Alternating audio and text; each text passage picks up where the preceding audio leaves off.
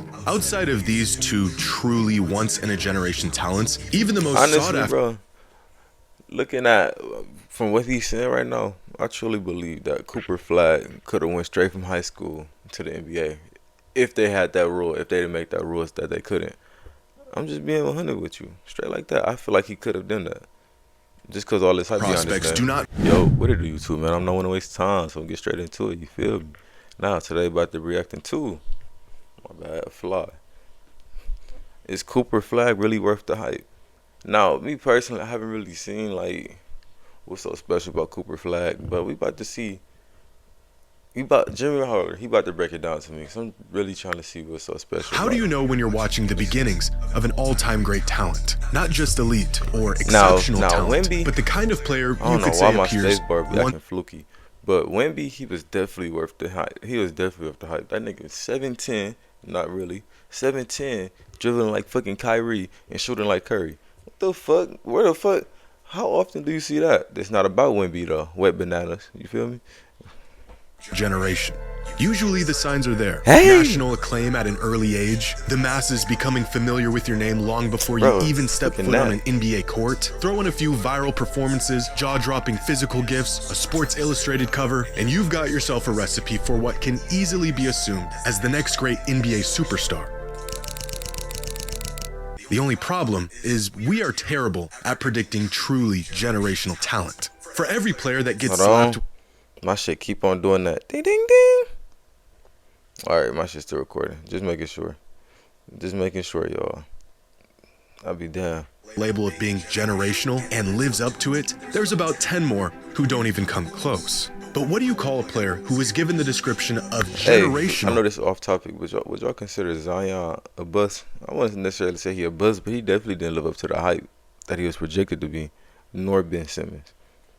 At 16 years old, went toe-to-toe with LeBron as a high schooler and was projected to go first overall in the NBA draft 3 years before he was even eligible for the draft. Cooper Flagg has faced some of the highest expectations of any recent NBA prospect and up to this point has exceeded all of them. But even after becoming one of the most obvious first overall picks in recent draft history, some fans justifiably still have their doubts. Look though, 5 for 21 is fucking crazy. That is fucking crazy. But that was his first game. But 5 for 21 is actually fucking crazy. Opinions ranging from he could be the greatest player of an entire era, all the way to he's one of the most overrated prospects we've seen recently. After missing on numerous alleged generational prospects in recent years, it's clear why some fans are hesitant to give such a hefty label to anyone. And yet some remain certain that Cooper is generational, which begs the question. What makes Cooper Flagg the transcendent talent some say he is? And is he really worth the hype? Or are some fans setting him up for the same exact fate other generational talents have suffered? To answer this question, we have to go back long before anyone even knew the name Cooper Flagg. I recently found out this thing got a twin too. That's crazy. Today's video is sponsored by SeatGeek. 1,000 exclusive seating. Once I'm downloading this app and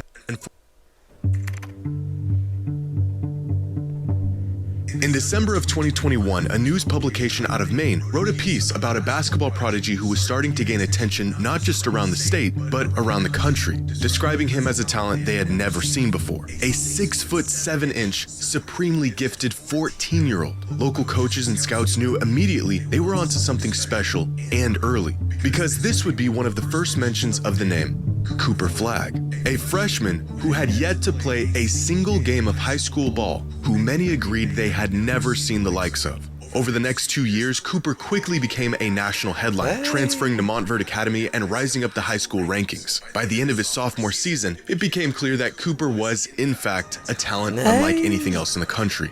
The secret was out. Cooper Flagg may just be next up.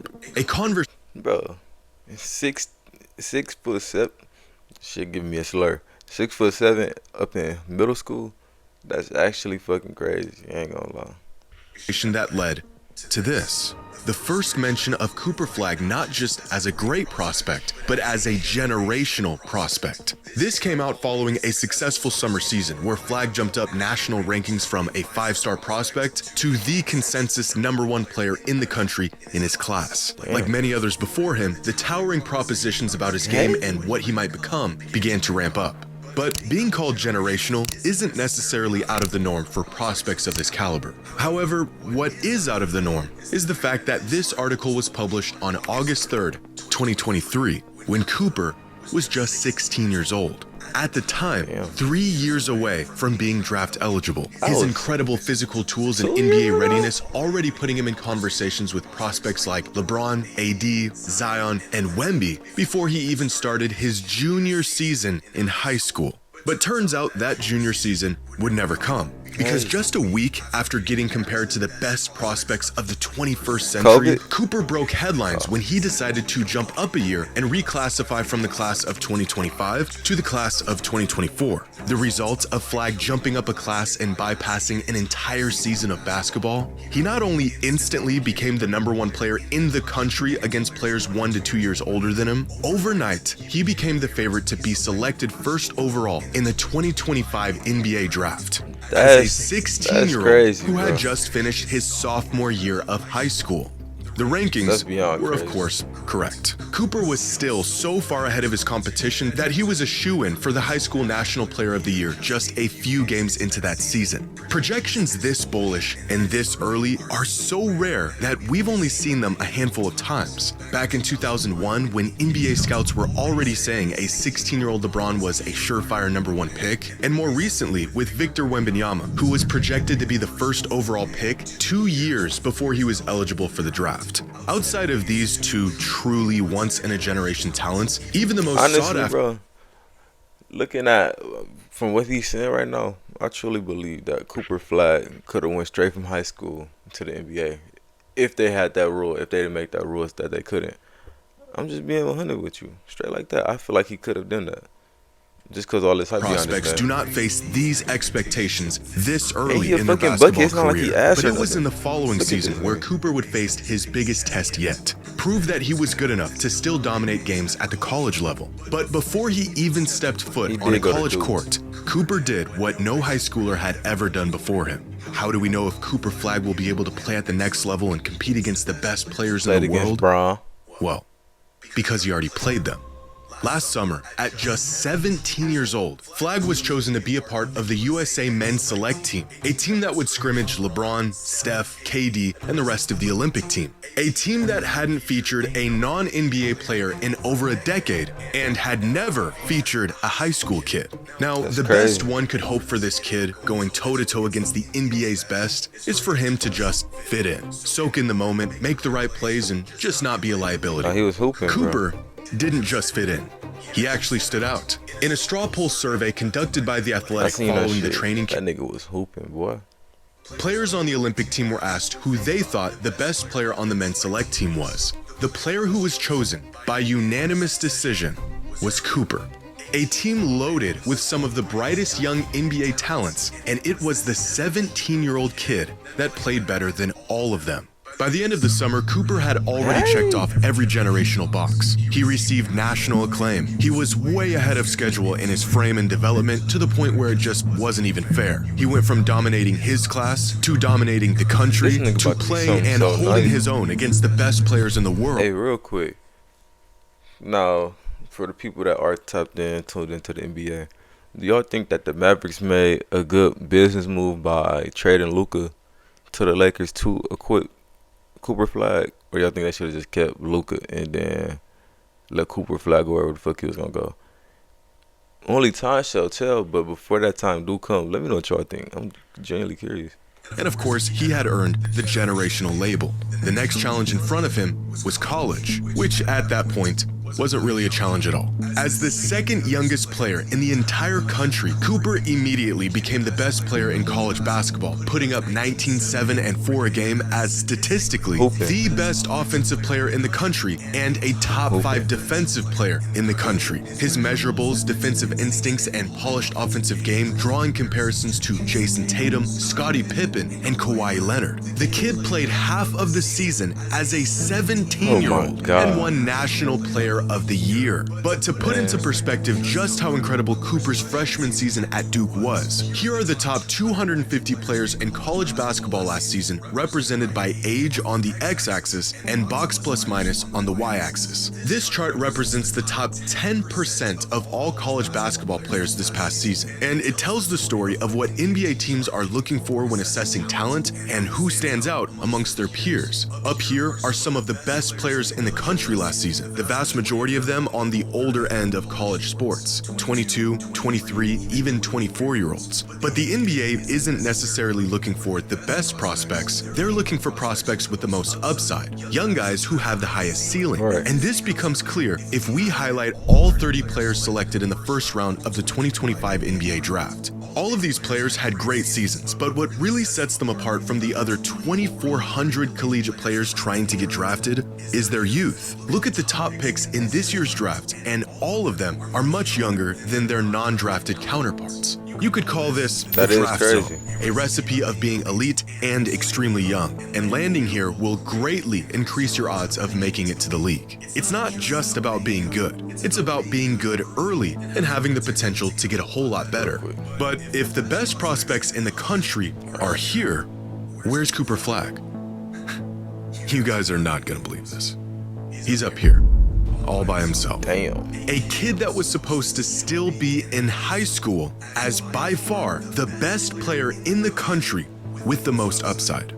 It is not a stretch to say Cooper Flagg is a generational talent.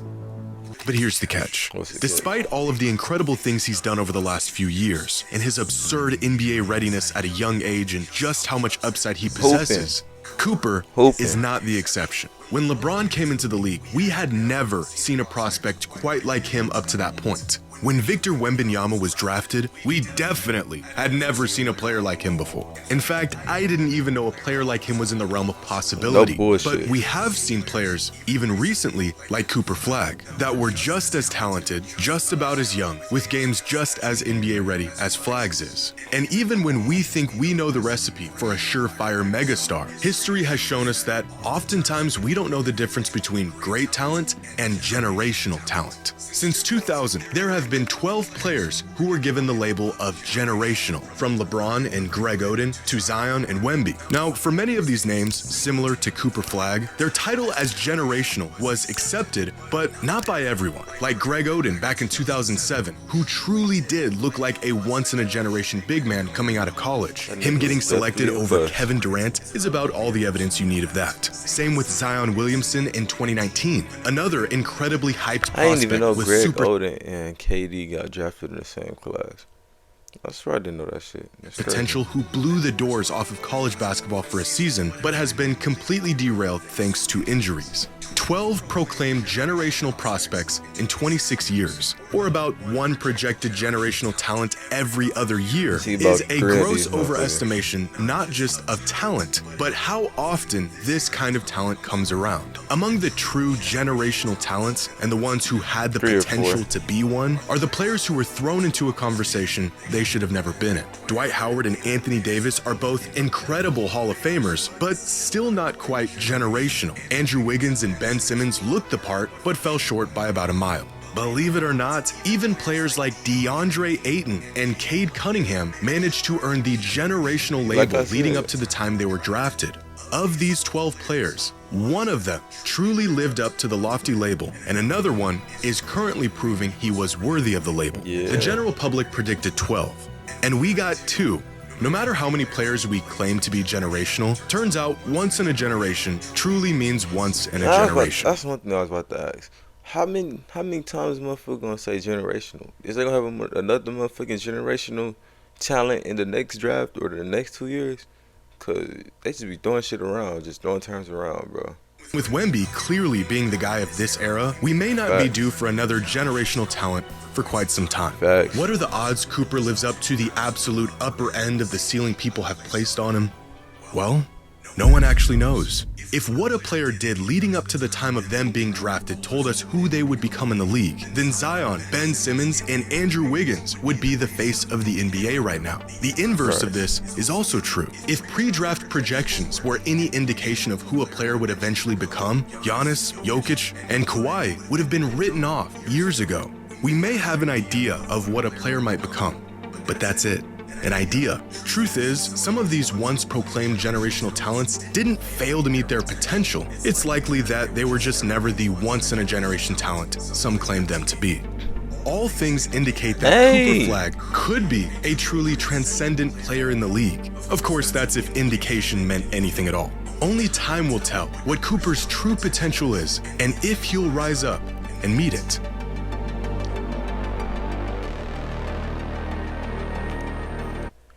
Hey man, what y'all think? Let me know.